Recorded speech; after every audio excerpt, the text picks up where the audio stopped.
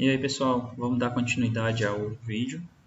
A gente falou agora há pouco sobre as exigências do clima e agora vamos falar um pouquinho sobre as exigências do solo, da cultura do feijoeiro. Lembrando que esses dois fatores geralmente são estudados juntos. Nós denominamos de fatores edafo, que vem de solo, climáticos, que é de clima. Fatores edafo-climáticos. No caso aqui eu separei para tornar um pouco mais didático, tudo bem? Sobre o solo, o feijoeiro ele tem as seguintes exigências em relação a esse fator. Ele requer solos férteis para que essa sua planta ele possa desenvolver e produzir de forma adequadamente, bem como solos arenoargilosos para facilitar o crescimento das raízes, um teor razoável de matéria orgânica que vai melhorar tanto as características químicas, que vai contribuir com a disponibilidade de nutrientes, bem como as físicas, que melhoram a característica física do solo, melhorando a percolação da água, também biológico, que melhora o teor de micro-organismos presentes naquele ambiente solo. Bem como solos também arejados, porque o feijoeiro é uma planta que não suporta encharcamento ao pé da planta durante muito tempo, e o pH em torno de 6, variando de 5 a 6,5. O pH eu costumo dizer que alguns materiais, se a gente procura na literatura, tem que a cultura requer determinado pH. Na verdade, a cultura pode até tolerar determinados níveis de pH. Você vai ver algumas culturas, sei lá, tolera pH até 5, 4,5, outras 7, 7,5. Porém, o valor de pH é mais importante pela questão da disponibilidade dos nutrientes presentes no solo. Uma vez que, se por exemplo, o feijão tolera pH de até 5 e deixarmos o pH do solo em torno de 5, alguns nutrientes não vão estar tão disponíveis para a planta. Por isso que é importante corrigirmos esse pH para um teor mais adequado em que a maioria dos nutrientes estão disponíveis para a planta, que é em torno de 6 a 6,5. Mais à frente a gente vai falar mais sobre isso. Beleza? Falando sobre o solo, eu já puxo o caminho para falarmos agora de adubação e calagem. Esse ponto aqui é fundamental, que se vocês tenham em mente que é primordial a análise de solo. Não existe uma receita de bolo para uma cultura. A agronomia, as ciências biológicas, agrárias de modo geral, ela tem várias variáveis, desculpa a redundância. E para minimizarmos essas variáveis, a gente tem que ter alguns dados objetivos. Para facilitar, no caso dos níveis de nutrientes no solo, a gente tem a ferramenta de análise do solo. A gente faz a amostragem, verifica o quanto de nutrientes está presente naquele solo. Bem como outras características, teor de pH, textura do solo, quantidade de matéria orgânica, enfim, o professor Franklin ou o Vinícius, eu não sei quem está com essa disciplina, ele falará ou já falou melhor sobre isso, tá bom? É importantíssimo que se faça análise de solo para sabermos a partir desse momento como é que devemos proceder em relação à nutrição mineral para essa cultura. Bem como a análise de solo, a quantidade de adubo ela vai depender muito de outros dois fatores, como a época de plantio, você vai plantar na época das águas ou na época seca, e o resíduo deixado pela cultura anterior. Esse resíduo vai servir de fonte de nutrientes para a cultura que você vai plantar. Vamos imaginar que você tinha uma área de soja, colheu a soja, o restante do material que sobrou vai servir como nutriente para o feijão na próxima safra. E esse resíduo deixado pela soja tem determinados elementos, sei lá, mais nitrogênio, mais potássio. Enquanto que se fosse uma cultura do milho, do algodão, teria outros nutrientes. Por isso que é importante que se saiba qual foi a cultura anterior, a época do plantio e análise de solo. Então é um conjunto que deve ser abordado e não somente um fator, tá bom? Sobre isso, é importante também que a gente fale um pouquinho sobre calagem.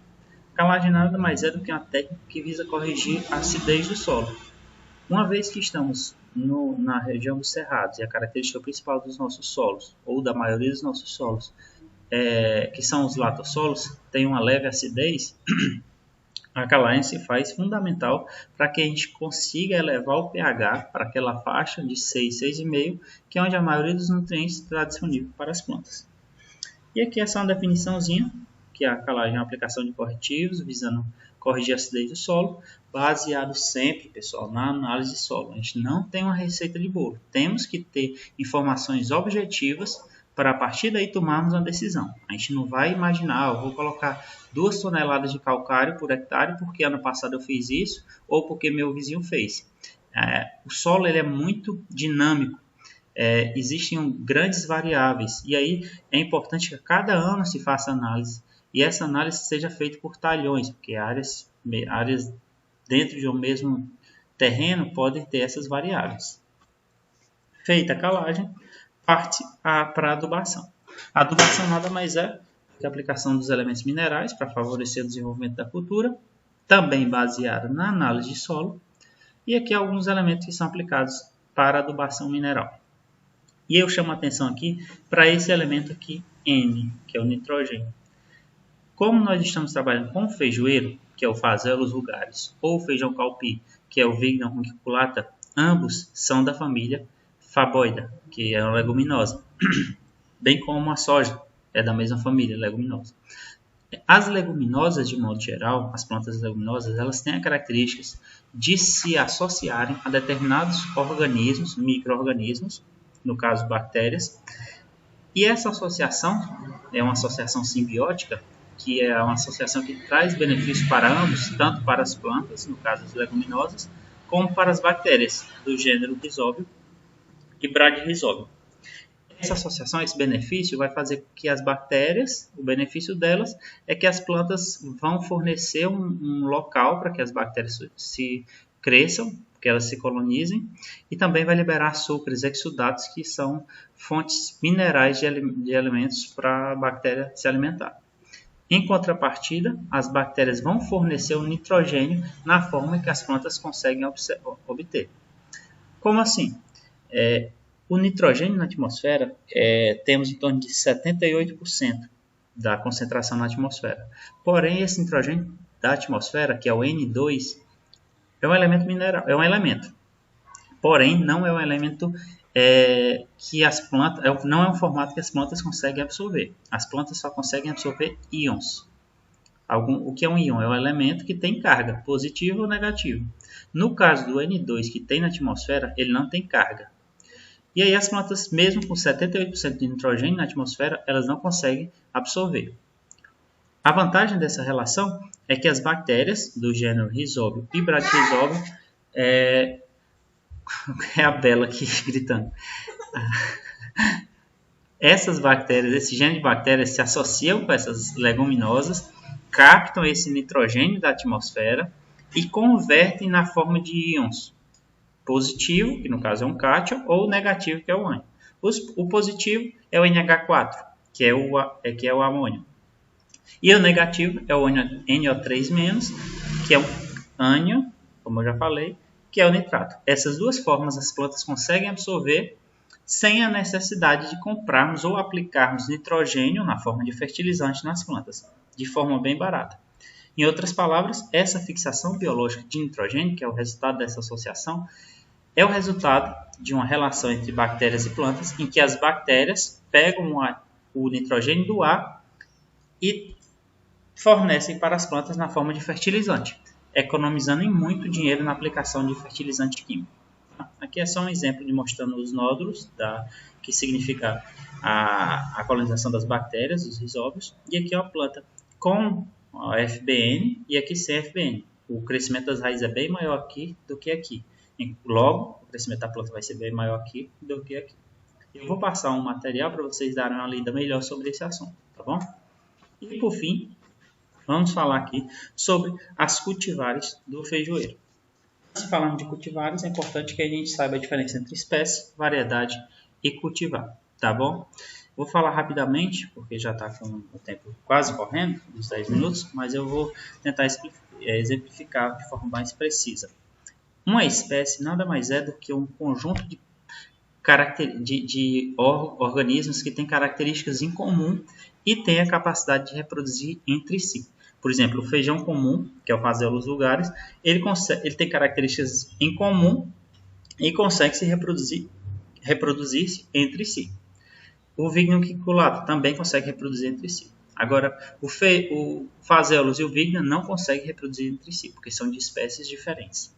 A variedade é uma variação que ocorreu dentro da espécie. Por exemplo, dentro do Phaseolus vulgaris ocorreu algumas variações e algumas plantas têm um porte maior do que outras. Então, é uma variedade. Tem uma variedade X e uma variedade Y.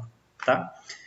E a cultivar nada mais é do que uma variedade cultivada pelo homem, com características benéficas para o produtor, para o consumidor.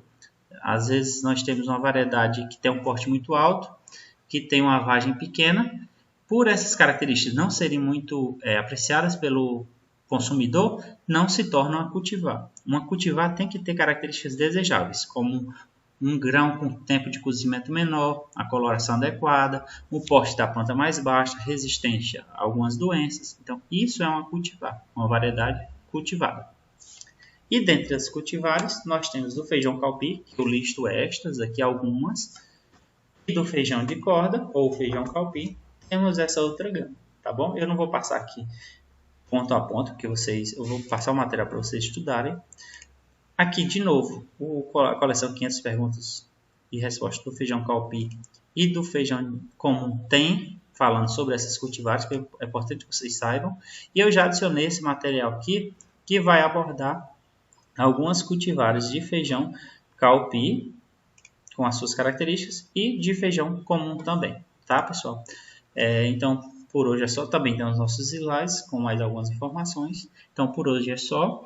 Quaisquer dúvidas, a gente vai se falando lá no fórum, tá? Um abraço, até mais.